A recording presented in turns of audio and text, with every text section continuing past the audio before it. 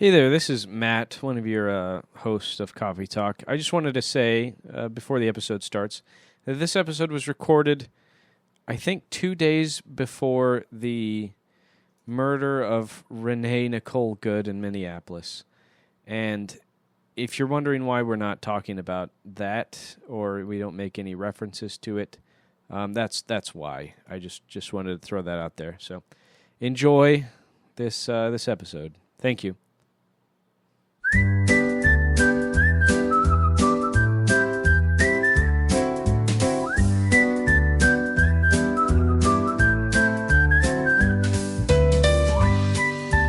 Hello and welcome to another episode of Coffee Talk, the podcast where apartheid South African police torture people to death because they refuse to take accountability for their actions. I am one of your hosts, Matt, and I'm joined by my three white friends, Taryn, Brandon, and Max. That's right, we got Max back. Hello. Hey, Taryn and Brandon, you guys don't matter. Max, how have you been? How's it going over there? It's good. It's been busy. So for those of you who aren't aware, I've heard that there was a spider that has been in my midst. Well, the spider would be a little baby boy that's over 5 weeks old now. So we're approaching 5 weeks. So that's what's been happening. He unfortunately does not sleep by himself. So the wife and I are taking shifts, and I typically get the late night one, and we don't record late at night. So that's where I've been. Family's healthy. Yeah. Everyone's doing great. That's good. Congratulations. Just wait. Thank you. Appreciate it. We're just kind of waiting until he grows out of that stage where he needs us to stay asleep. Yeah. It takes a while sometimes. Yeah. We're good to have you back. It's nice. I don't think you're going to stay for the whole episode, but you'll be here, chime in every now and then. We've That'd be definitely pretty missed rad. you here on the podcast. Thank Yes, you've been sorely missed. Brandon's pretty good though. you. Yeah. but I yeah, heard Brandon's been doing a great job in my stead. And Yeah. it's not Yeah, even in but my he's- stead. I think he's going to be regular moving forward. Yeah, I think Maybe, he's going to be one of those. or maybe not. Who knows? Who knows? Yeah, he might get fired. I might just We don't know. disappear Yeah. after That's next always week. an Fuck option. it. Yeah. So far, too, Max, he hasn't dropped anything. Like my grandpa was at Chernobyl, so like his clock is ticking. Okay. Yeah. I'm is very going to do my true. expose on Jonestown, on great uncle Jim. You agree, Uncle Jim? Yeah. As long as my you don't God. find out that like one of your relatives was a Nazi or something, you know? Yeah. that's- I don't want that. No. Brandon and Taryn, how are you guys? You Pretty doing good. All right. Yeah. Good week. Yeah, actually, it's been pretty good. Less busy than I thought it would be, huh? That's great. Mm-hmm. Brandon, did you have to work on Sunday again? No, that was just a holiday thing with our short weeks. Okay. But Yeah, you're now You're back into the- we're back to normal. It's just got back to work the other day, and boy, did not miss it one bit. yeah. Yeah. I know the feel. Going back to work for me was like that. It was just right back into the normal swing. Hopefully, it slows down though. Mhm. Sometimes my job slows down this time of year. Well, for me, unfortunately, it is not going slow. Yeah, it just keeps going harder and Dang. harder, faster and faster. Yep. That's what she said. All right, well, fellas, we've got a big episode today. We got some current events, some news updates, and then we'll crack into a topic of the show, which it'll remain a surprise to the listeners until we get there, because for no reason. I whatever. Come on, guys, let's let the coffee flow. Drink up. Ready, go. What's the news? Hey, is there something new? What's the news? Say what you want to say.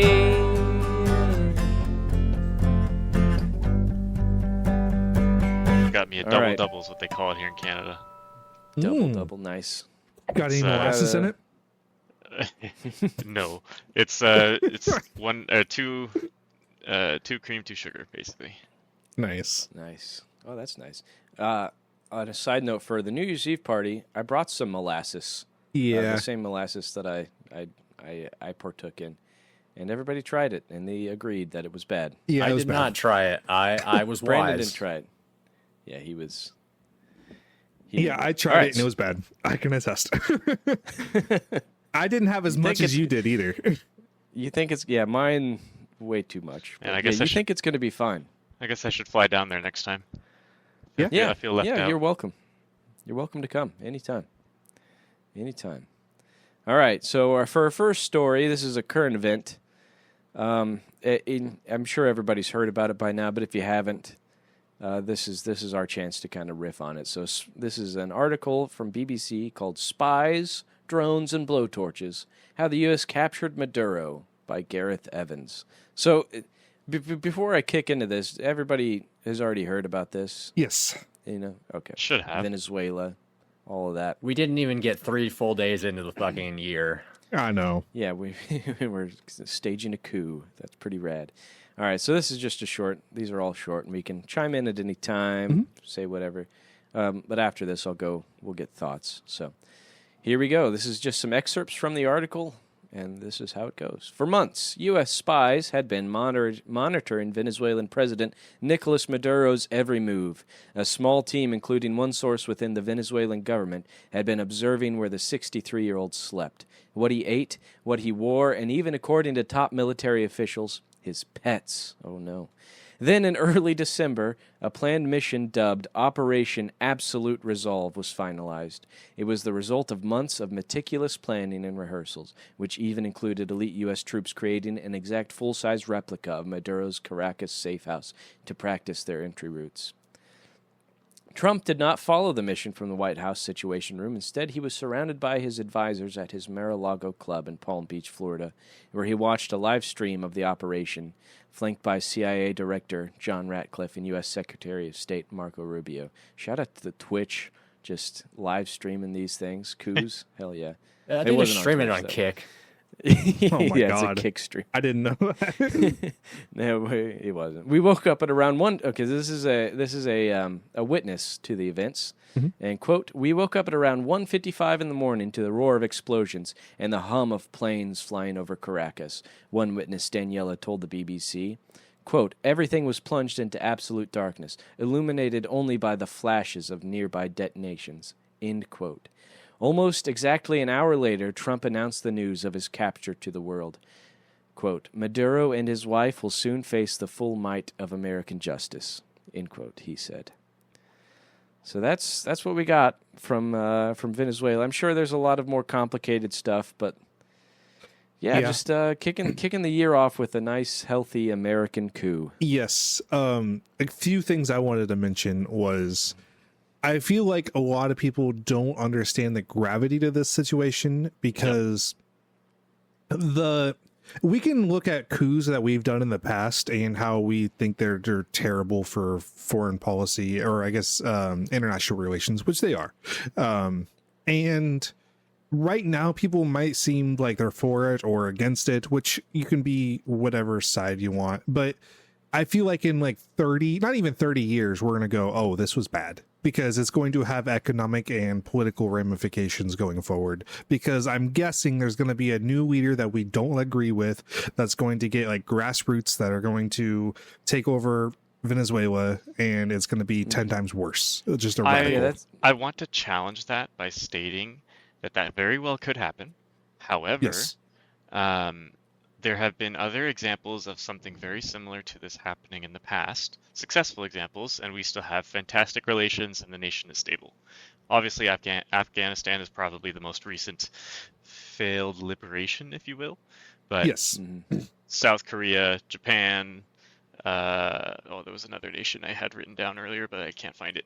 But there are examples of this being successful for not just the U.S., but globally, and more specifically for the locals. However, like you said, the ramifications of this long term could be very significant, as well as the standard that has been set by this is absurd. Because in all the Yes. examples that I just gave, there was a war. This was, we're going into your country, we're taking your leader, and we're deploying a new government. Before Right, that, there we was No, go ahead, Brandon. Sorry. Oh, I was going to say before that, before even of Afghanistan, people forget, but Vietnam was kind of the same boat where we installed a Yes. leader that agreed with us, and then they eventually lost popularity and got thrown out. So, Yeah, and it was Iran also that. yeah, Yeah, and just it's not it great. goes like Max said. It was those were wartime things, and kind of Japan. That was us kind of trying to get our sphere of influence over like the Soviets, and also we destroyed a couple of their cities. Yes. Only a couple. And yeah, but still, like you said, the precedent totally different. Brandon, you were about to say something? Yeah, Well- what were you going to say, Brandon? Well, part of the problem right now is that it's not a new leader necessarily. It's what was it, Maduro's number 2 that's just taken over? oh, Got yeah. sworn in? Is that all that's happened? Oh, It's not like we changed a whole lot. That is true. yeah, we Just the implications of what our actions. I feel like there comes a time and a place where every action that we do was going to have consequences, and at some day those consequences are going to be paid. So Yeah.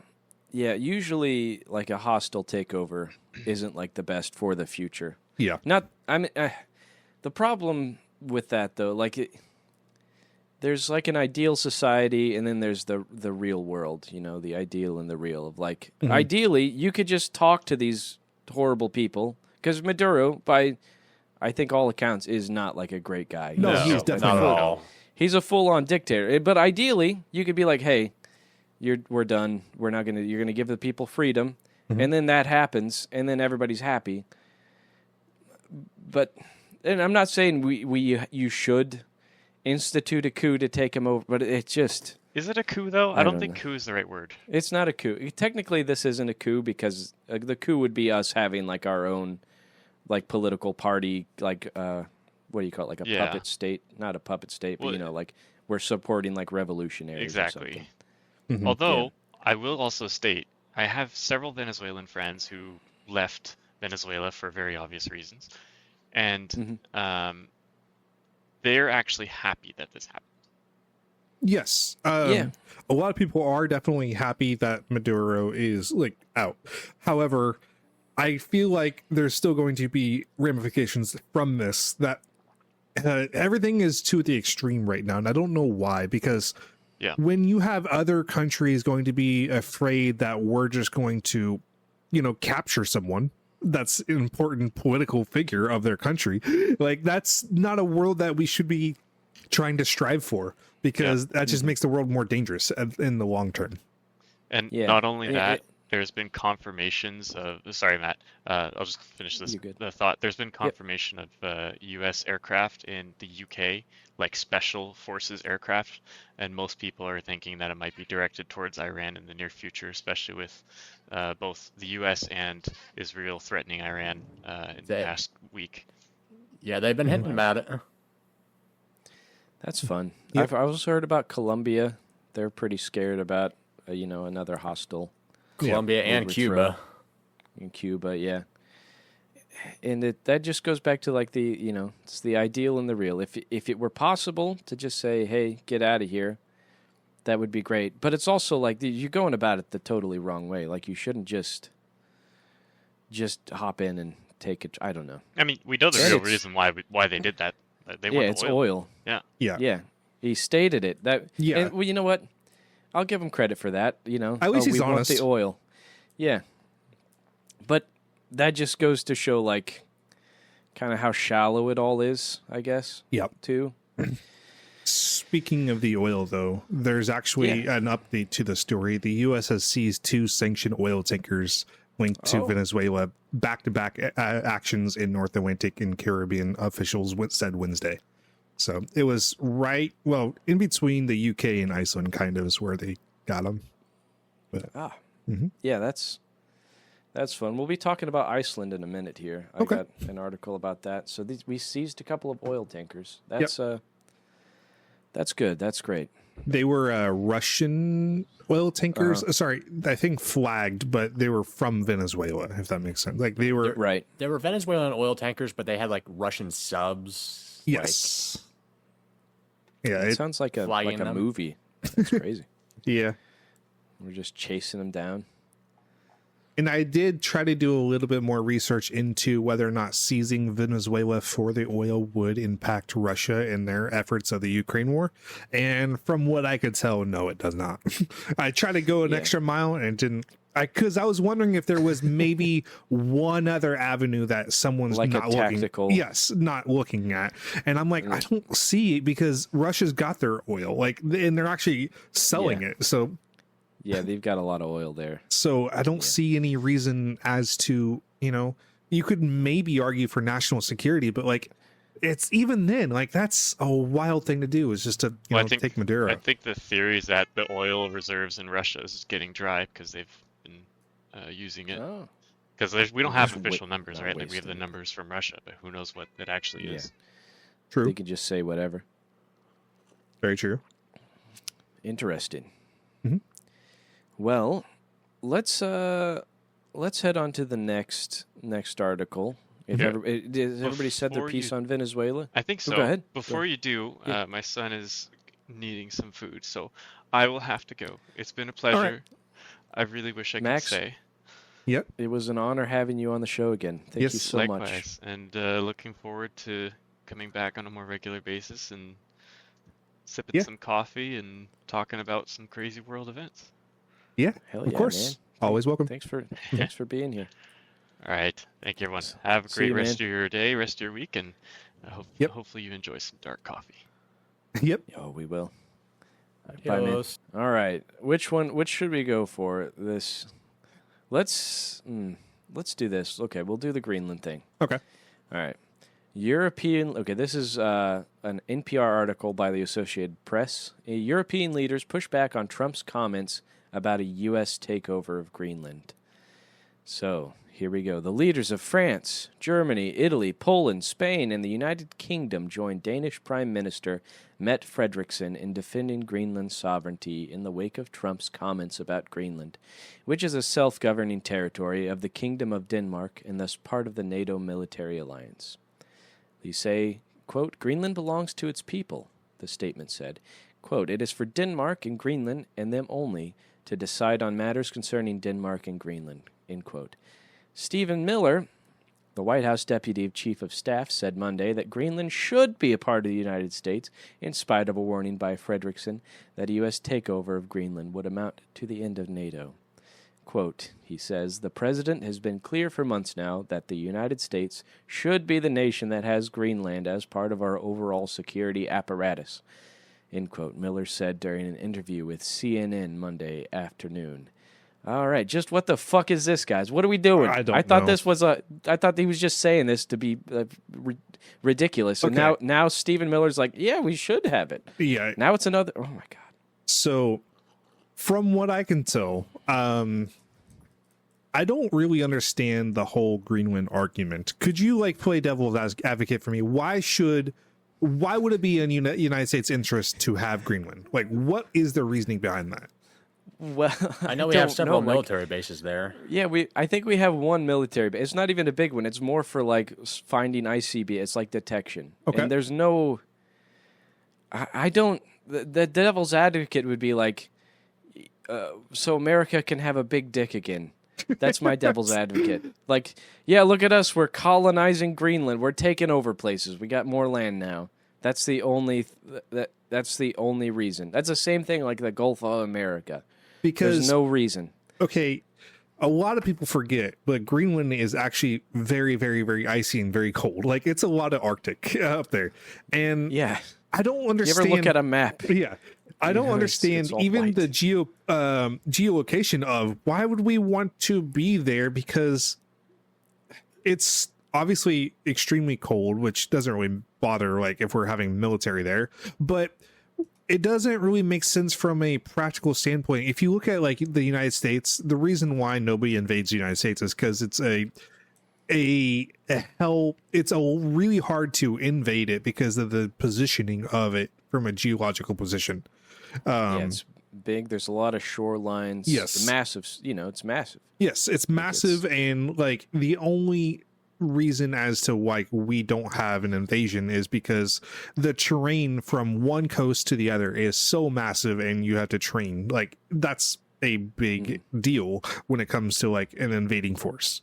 You don't see Russia trying to invade the United States. That's not a thing.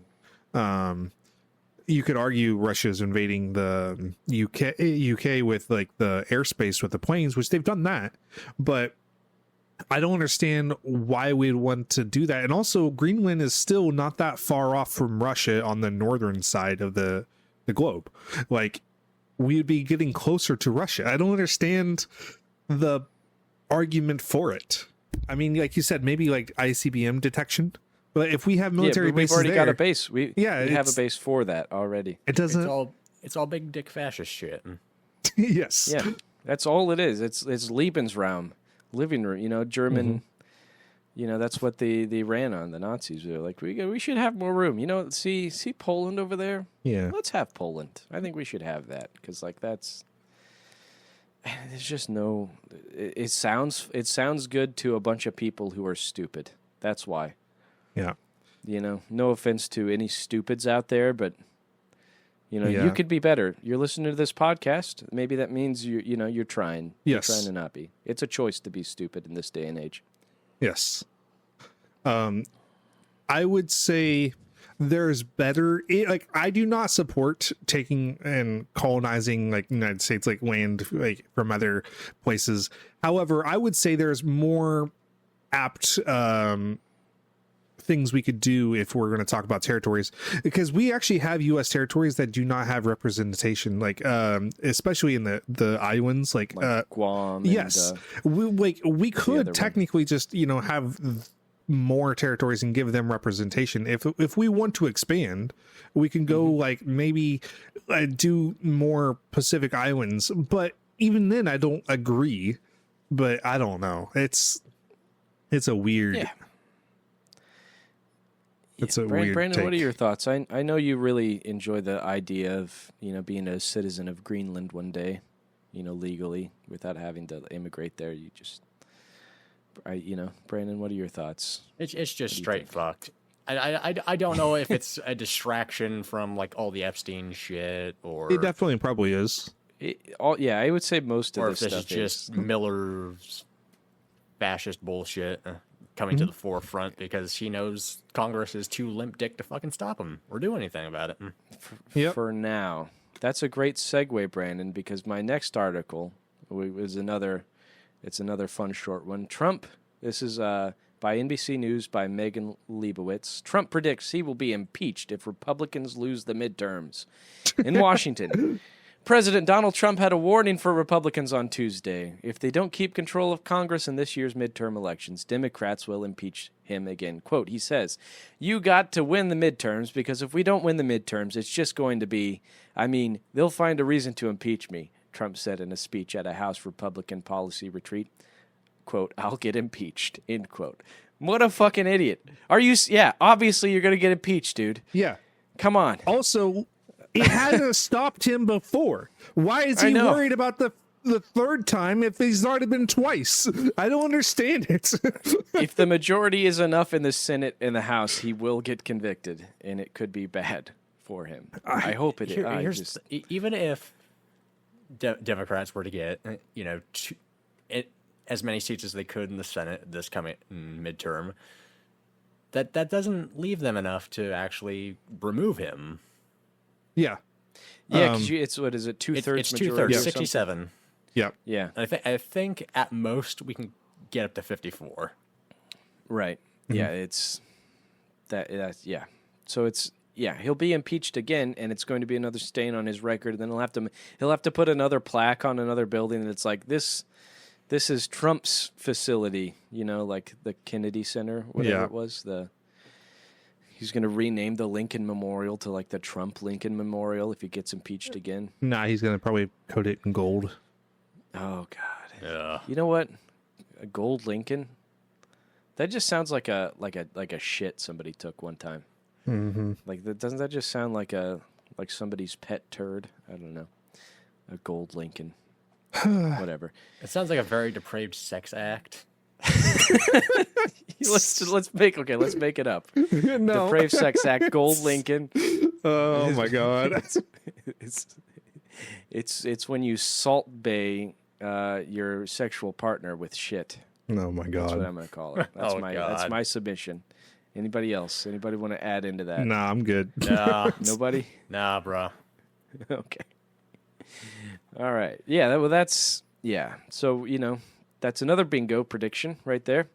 Cross that off the list. Mm-hmm. Maybe. I mean, I don't know. That'll be next year, I guess, technically. But it could happen. Republicans could, finally get fed up and do it. Yeah, that's true. I don't trust him to do it. No.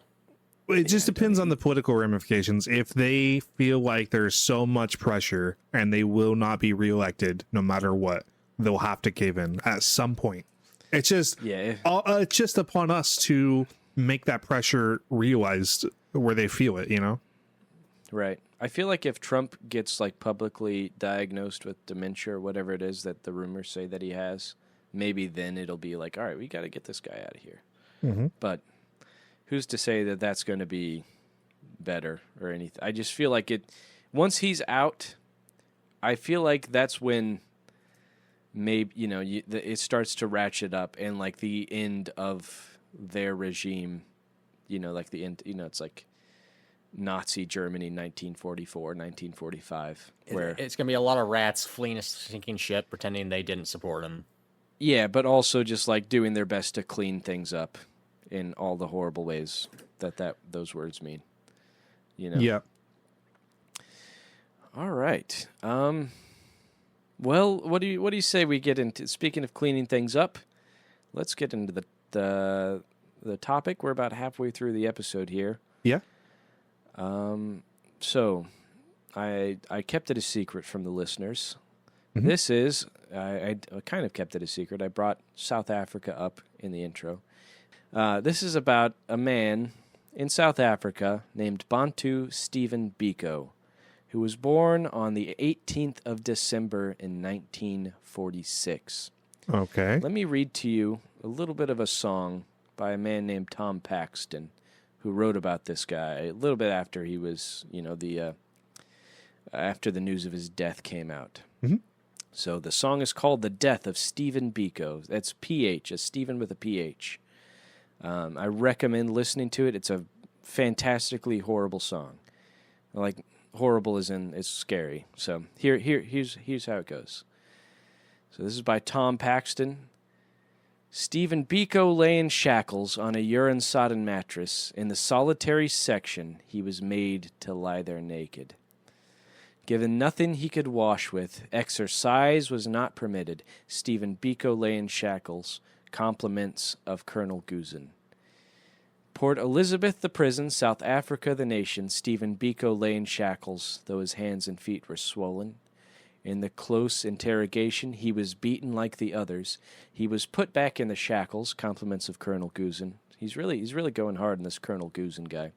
He was sick and he was dying. Prison doctors came to see him. When the cops spoke to the doctors, they said, "Nothing much is wrong here. Just a short stay in the infirmary, then it's back down to the shackles on a urine-sodden mattress." Compliments of Colonel Guzin. So really recommend that song. That's only a small excerpt of it. And I feel like it kind of touches on the horrendous treatment. But we're going to get into Steve Biko here. We're going to tell you a little about his life, about his his time. Does anybody here know about apartheid South Africa? I know a little bit, but not much. I know a little bit, but yeah. Basically, it's this form of government that is, I would say racist. I think that's An apt word, yeah. It's a fair thing to say because it was a white minority government, meaning there weren't a lot of whites in the country of South Africa. Mostly, it's black people there. Mhm. Except the government was for white people by white people. Kind of like the American South shortly after slavery, where people kind of hated black people. and they would do bad things to them. We all know about that, though. Yeah. But that's the big thing. Not a lot of white people, but they're in charge. All right. So Stephen Biko, he was a South African anti-apartheid activist. He was at the forefront of a grassroots anti-apartheid campaign known as the Black Consciousness Movement during the late 1960s and 70s, and was raised in a poor Xhosa family. The Xhosa are they're like an ethnic group over in South Africa. Think of like a Native American tribe or something like that, but not tribal, if that makes sense. Yeah. So, he grew up as regular as you could as a black person over in South Africa. He grew up in Ginsberg Township in the Eastern Cape. In 1966, he began to study medicine at the University of Natal, where he joined the National Union of South African Students, NUSAS, who were strongly opposed to the apartheid system of racial segregation and white minority rule in South Africa. He was frustrated that the NUSAS and other anti-apartheid groups were dominated by white people, though. It's kind of like over here where, like, I don't know how to say it, where, like, sometimes the white people are just like, oh, I'm so offended for you. Oh, it's yeah. kind of like that. Mm-hmm. Yeah. So they're out there, they're being offended for the black people, and the black people are still kind of held down because they're not running their own, resistance groups. So he believed that well-intentioned white liberals failed to comprehend the black experience and often acted in a paternalistic manner. He developed, the view that to avoid white domination, black people had to organize independently, and to this end he became a leading figure in the creation of the South African Students Organization, or SASO, in 1968. Membership was open only to blacks, a term that Biko used in reference not just to Bantu-speaking Africans, but also to coloreds and Indians. There's a few, like, marginalized groups in apartheid South Africa. Yeah. And Biko was pretty much for the marginalized groups only. And so the government, this is kind of like modern day too, where people spin like MLK or Malcolm X as to these like actually white hating people. In which case they only hated the whites that hated them. Yes. They were like, in Malcolm X's case, I think he was sort of the same as Biko there, where like he was like, listen, I appreciate your concern, but this isn't your battle. Yeah. Kind of fuck off. I'm doing this. This isn't going to be co-opted by white people. And it's the same thing. Go ahead, Terry. You got anything to say about organizing? So I would say the knowledge I have about the apartheid in South Africa comes from basically a movie. It's Escape from Pretoria. And if you're unfamiliar with that, it's actually a Daniel Radcliffe movie. Oh, wow. It's it takes place in 1978 with Tim Jenkin and Stephen Lee, who are two white South Africans, and the anti-apartheid missions. And I think there was actually bombings, if I remember correctly. And there was a bunch of like newspaper flyers, and this guy's arrested, and it's basically Daniel Radcliffe's arrested for being an anti-apartheid. So that's kind of the extent that I know. It's a true story. Right. It's pretty interesting. It's I don't want to say it's complicated, because it's not really complicated, but it's hard to understand it, I think, from an American point of view. Like, even I don't know a lot about it. But, like, it's kind of one of those things where you sort of have to have grown up with the history of it. Yeah. And much like over here, in the way that slavery is kind of treated, there are people that are like, yeah, the black people were fine with it. You know what I mean? I do want to say I think the average American is probably pretty insulated when it comes to the apartheid, because just geolocation-wise, we weren't there, and also we don't really do a lot of history when it comes to things like that. Unless it affects us directly, we don't really care. Right. I feel like that's a lot of the situation. I feel like a lot of the problem with it, too, is it's a hard word to pronounce. Like we see the word and we're like, I'm just gonna go to Taco Bell. I don't want to know about I mean, I'm just gonna, hang out at Walmart. Who cares about apartheid? I would feel like say that's- it's less about the word and more about just American laziness. Yeah, you're right. Yeah, you're right. I feel like we don't really learn about a country or politics unless it affects us or we're invading. Yeah, that's a good point. Yeah, unless they're affecting us directly or we somehow killed a bunch of them. yeah. Yeah. That yeah, just kind of yeah. sums up Americans, I guess. So, Biko kind of became this philosophical MLK figure in the 60s, late 60s, kind of early 70s. Where was I here? Okay, yeah. He was influenced by the Martinician philosopher Frantz Fanon, who kind of had this theory of like black people and white, not theory. It was he was sort of one of the first people to be like, listen, we're kind of all the same, and he was published for it. But he was kind of a controversial philosopher, for doing it. But that's why Biko latched onto him. Biko and his compatriots developed black consciousness, which is what Frantz Fanon kind of came up with, which is the movement that campaigned for an end to apartheid and the transition of South Africa towards universal suffrage and a socialist economy. It organized black community programs, or BCPs for short, and focused on the psychological empowerment of black people. So he's basically out there being like, listen, don't beat yourself up. We're just as good as everybody else, and he's out there, he's fighting for it. Yeah. So let me tell you just a little excerpt about the Black Consciousness movement. Okay. It was a grassroots anti-apartheid activist movement that emerged in South Africa, obviously, in the 1960s, out of the political vacuum created by the jailing and banning of the African National Congress and Pan-Africanist Congress leadership after the Sharpeville massacre in 1960. So it's it's a movement that came from a bloody conflict where any hope, or not any hope, but the only amount of political power was sort of blown away for black people. Yeah. That's where it came from.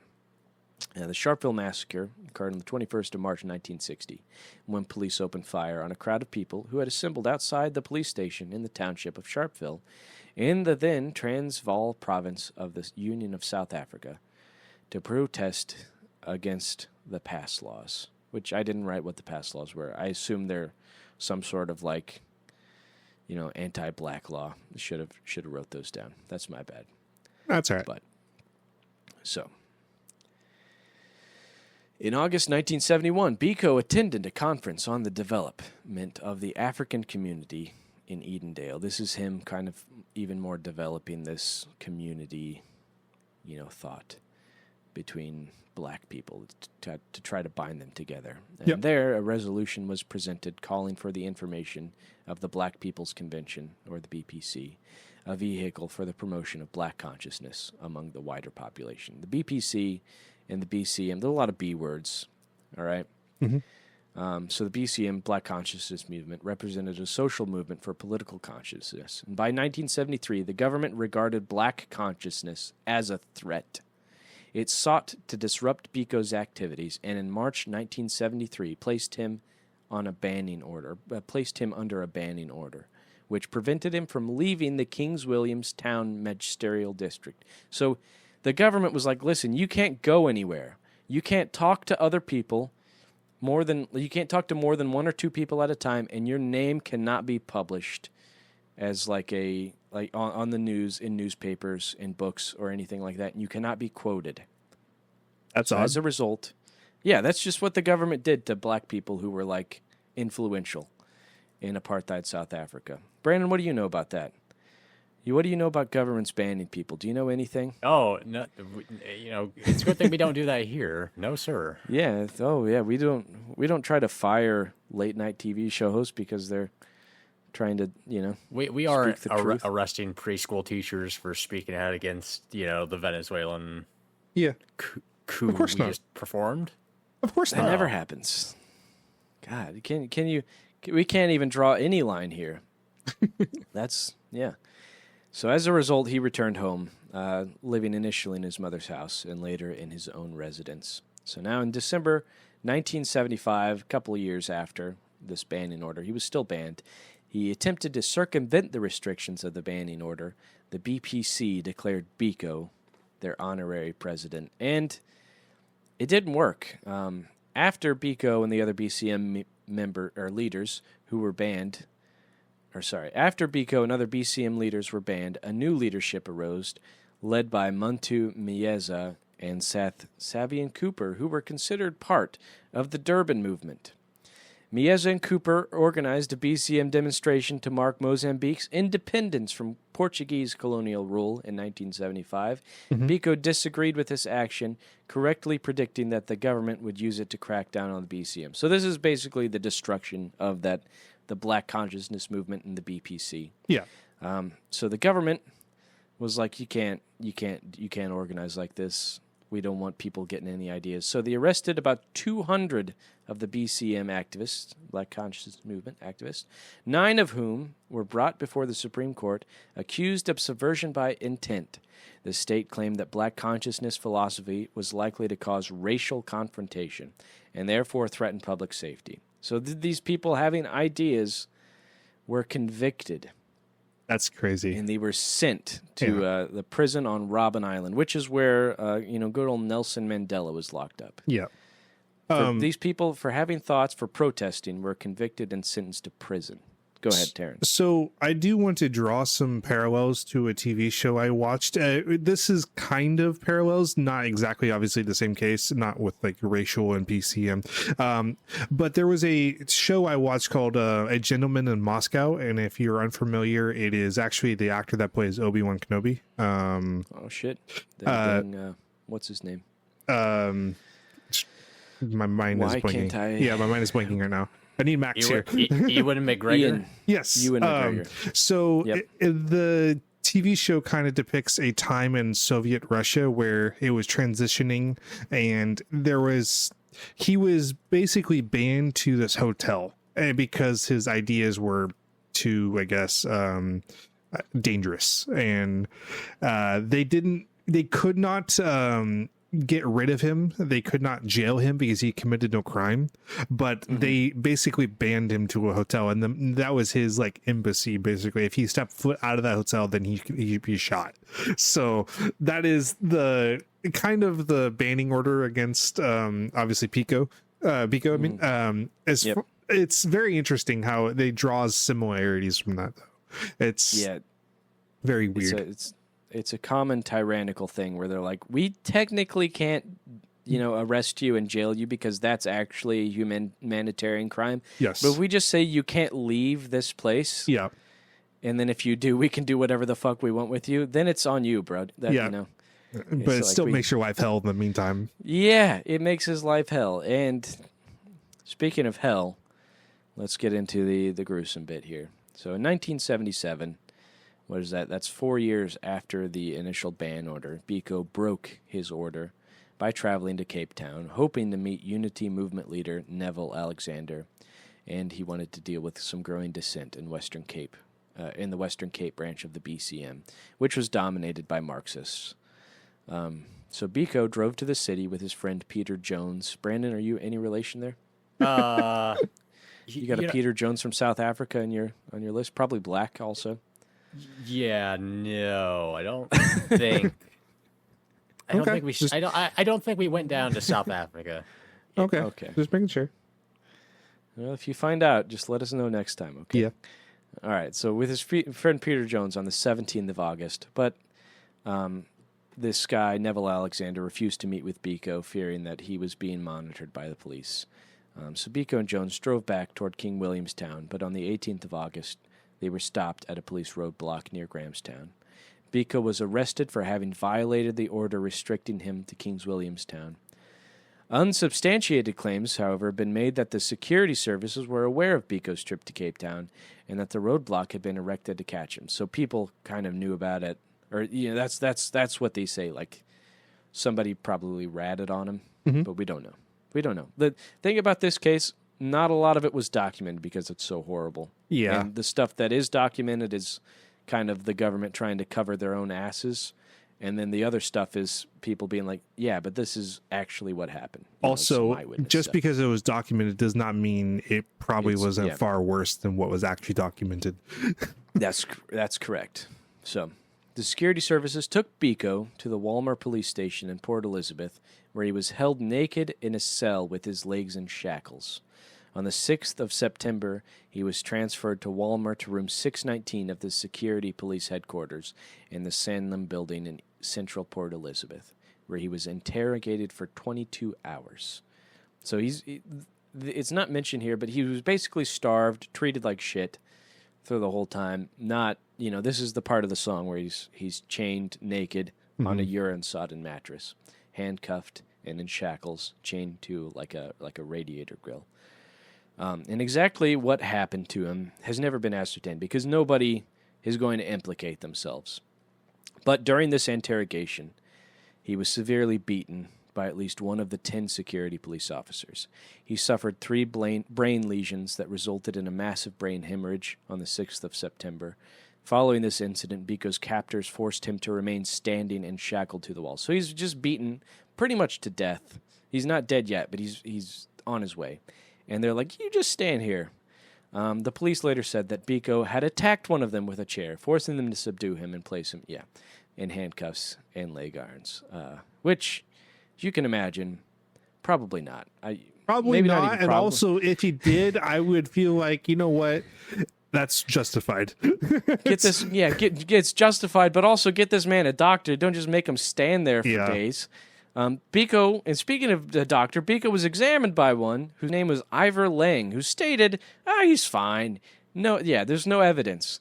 But, later after this case is reviewed, people are like, it's that doctor obvious. Definitely, he was beaten so horribly, like his head was like crushed, basically.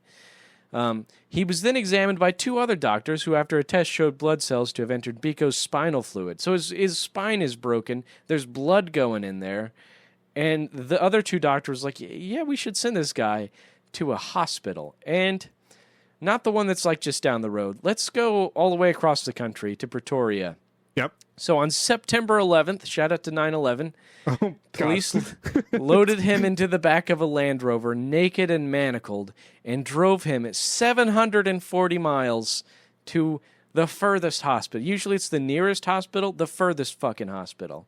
And there, he was declared dead. He died alone in a cell on the 12th of September, 1977. Jeez. According to an autopsy, it was an extensive brain injury that caused the centralization of the blood circulation to such an extent that there had been intravasal blood coagulation, acute kidney failure, and uremia. Jesus. Yeah, it was just absolutely horrible way to die. Tortured, starved the whole way. He was the 21st person to die in a South African prison terrible. That year. Yeah. In 12 months. And, the 46th political detainee to die during interrogation since the government introduced laws permitting imprisonment without trial in 1963. Absolutely horrible. So this is kind of the problem that we get when we're talking about governments that have no trials and they just sentence people to death. Unaccountability. Think about the immigrants that where ICE is locking up. Where are they going? We don't know. They could do whatever. They could do this stuff. We wouldn't know. Yeah. Especially because they're not citizens. At least he was lucky enough. Not lucky enough, but at least he was a citizen. So they had to say something about it. But like these people, we're sending back to Mexico or Colombia or wherever. Nobody's.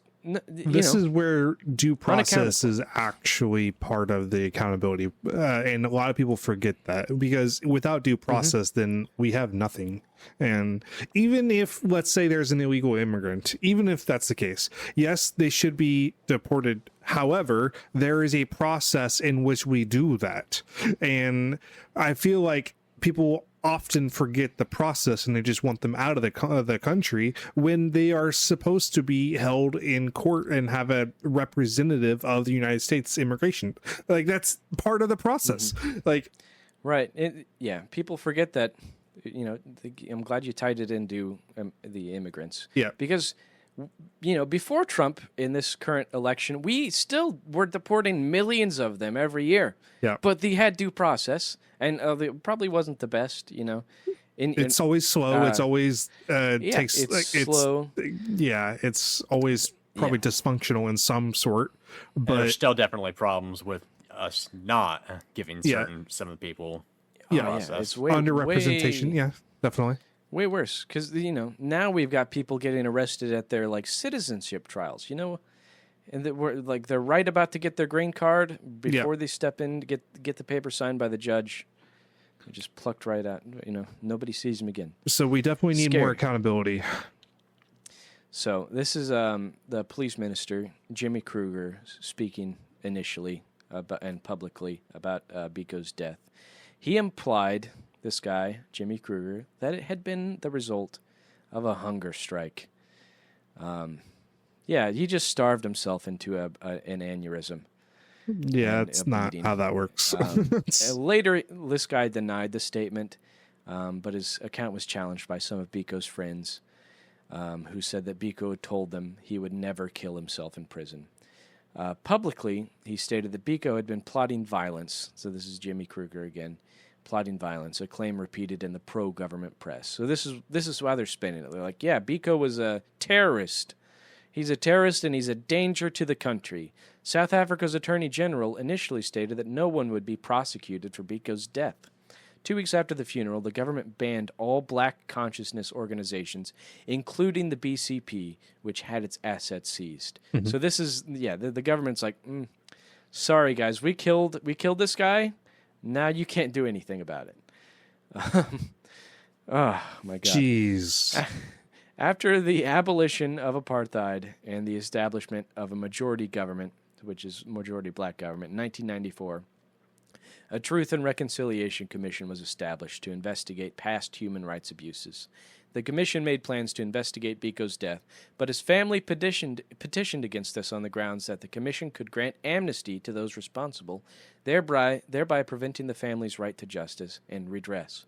In 1996, the Constitutional Court ruled against the family, allowing the investigation to proceed. 5 police officers, Harold Snyman, Gideon Nieuwut, Ruben Marks, Dantje Siebert, and Johan Benecke, appeared before the commissions and requested amnesty in return for information about the events surrounding Biko's death. In December of 1998, the commission refused amnesty to the 5 men. This was because their accounts were conflicting and thus deemed untruthful, and because Biko's killing had no clear political motive, but seemed to have been motivated by ill will or spite. In October of 2003, South Africa's Justice Ministry announced that the 5 policemen would not be prosecuted because the statute of limitations had elapsed, and there was insufficient evidence to secure a prosecution. Jeez. So they got off. yeah, they got off. They're fine. You would think after they're denied amnesty that it would be quick, but no. Turns out if you're white, you can still get away with murder in some places. Yeah. It's a good thing that doesn't happen here. No. Never happened. God damn. So, like all good atrocities, a folk song was written to commemorate the horrors so that we may never forget them. The death of Stephen Biko was written by Tom Paxton. Yeah. Brought it up at the beginning of this segment. Recommend it. Really goes into it. It's a good song, too. He's got a nice voice. Mm-hmm. I was going to mention I didn't know they had Halo in this story with the Truth and Reconciliation. Master Chief did nothing wrong. No, he just only blew up billions of Covenant armadas. Yeah. That is why Yeah. Shipmaster glassed Africa. He wanted to defeat Yeah, the apartheid he was government. mad that his He was- third cousin was bombed. Yeah, fed up with apartheid. Oh no. but his information was a few hundred years out of date. Yeah, only a few hundred. He's like 500, 600 years. Yeah. 25, 50 something, 52, 53, Something like that. 60. I don't actually know. I think 25, 52 was reach, or whatever, though. Yeah. All right. Well, any other Holy. thoughts on apartheid South Africa? before we tie a bow on this baby. I feel like in the long line of white men talking about black people, we're just adding to it. Yeah. Hey guys, we're allies. I feel like it's definitely horrendous, and there's a lot of parallels which I see atrocities like with the United States doing, which I do not agree with. That we should probably, maybe do a little self-reflection. Right. My only hope, well, not only hope, but like my only takeaway from a lot of this stuff is that this happened quite a long time ago, and humanity kind of takes a long, long time to change. Like, think about how long it took for us to get, like, electricity. It took, what is that, 1,700 years? 1,800 years? Yeah. 1,900 years before it was, Everywhere. longer than that. I mean, if you consider, like, BC time, thousands of years to get proper electricity. But now that we've got it, we're there. So, we're improving, say, but though, man, is it fucking slow. It takes, There's no way in our lifetime, I think, that we see like a utopia. But as long as we don't blow ourselves up in humanity as a whole, I think, one day. Who knows? The problem We might is get there. it's so hard to build up, but it is so easy to knock everything down. Yeah, Yeah. that's true. You knock it Now- down. All it takes is one person. Just Now, I got a going question crazy. for you, Matt. Yes. What if the utopia that we're trying to build includes Greenland as the United States territory? You know what? I'm all for it. Let's go. Let's go get frozen. What if that is the one key piece that we need to create a utopia? Yeah, there's no other reason for Greenland. I don't understand. Like, it's not a vacation destination. Does Trump think it's Iceland or something? Because Iceland, yeah, let's take Iceland. Let's get that place. That rules. Greenland. That's just, if you look at the satellite map on Greenland, there's like a bunch of rocky beaches and like Ice. places that look horrible to live. And It's then, like it's all miserable. ice. It's Arctic. There's Like, not- what do you want? Yeah. Half of it, or if not more, is like the Arctic Circle. Like what? It's an entire glacier. All of Greenland is basically a chunk of ice. What do we want that? Yeah. I can't play golf there. Here's part of the problem. We are listening to a man who conflates asylum seekers with insane asylums. It's also a man that thought we had airplanes in the Civil War. Yeah. Yeah, I guess if you think about it like that, it all makes a lot of sense. There was also someone that stated that AI was A1. Yeah, A1. Yeah, we're gonna put some A1 sauce. Anyways, Shout out. Thank you, everybody, for listening to Coffee Talk. I had a fantastic time talking Yep. about the life and death of Steve Biko. holy Brandon, was tell that everybody dark. to like, comment, and subscribe. Get the fuck out there, like, comment, and subscribe to our shit. Yeah. I Spread like the it. word. Yeah, spread the word. Give us your apartheid stories. Was your grandfather in South Africa? Did during- your grandfather in the own 70s? Did your grandfather own an emerald mine? What's your thoughts Yeah. on Elon Musk in South Africa? Yeah, this is where he shines. Yes. Apartheid South Africa. His father loves that shit. All right. Join us next week at 8 a.m. Central on YouTube and podcast services around the globe, where we will tell you about how screwed we really are when it comes to ever straightening out our horrible health insurance stuff. Yeah, Yeah, it's definitely some dark patterns there too. you have that to look forward to. Yeah. If there's anything to look forward to, it's that. We just need Have some a more great day. Mario Brothers. Bye. Bye. Bye. Holy fuck.